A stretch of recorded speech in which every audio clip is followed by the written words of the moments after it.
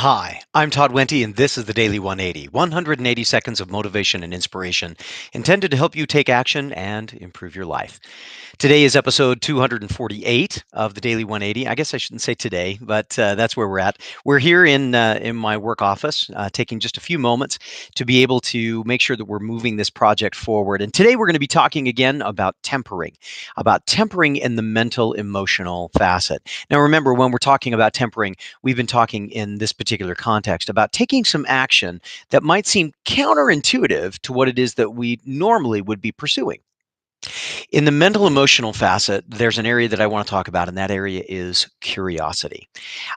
We have so much at our fingertips. It is possible for for a person to be overwhelmed with their own curiosity. I am a perfect example of this.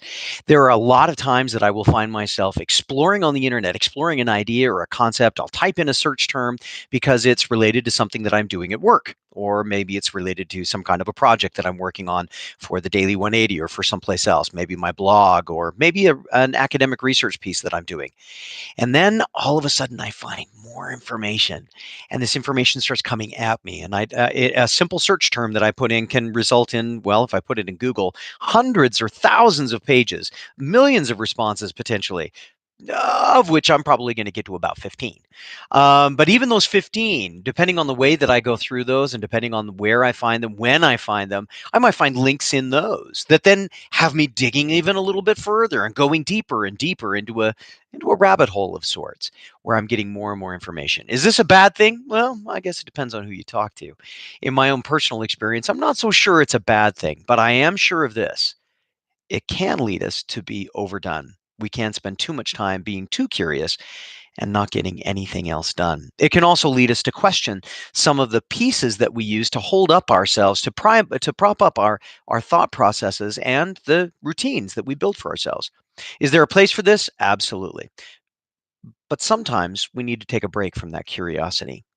One of the best things that I found is a little bit of meditation. A simple taking of a moment to breathe in and breathe out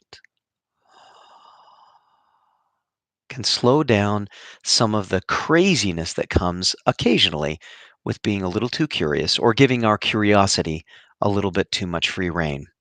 The same can be true for thinking about solutions to problems that we may be facing, or to taking stock of our emotional well being, especially when we're in places where things are not necessarily going well for us. Taking a moment to meditate, to think, to be in the moment, breathing, relaxing can be very valuable. If you can't do that by just holding still, an activity can be meditation. One of my best meditating activities that I've ever found is a simple walk where I breathe, and that's all. It's an idea that may be useful. I know it's been useful for me. If it's useful for you, wonderful. Please use it.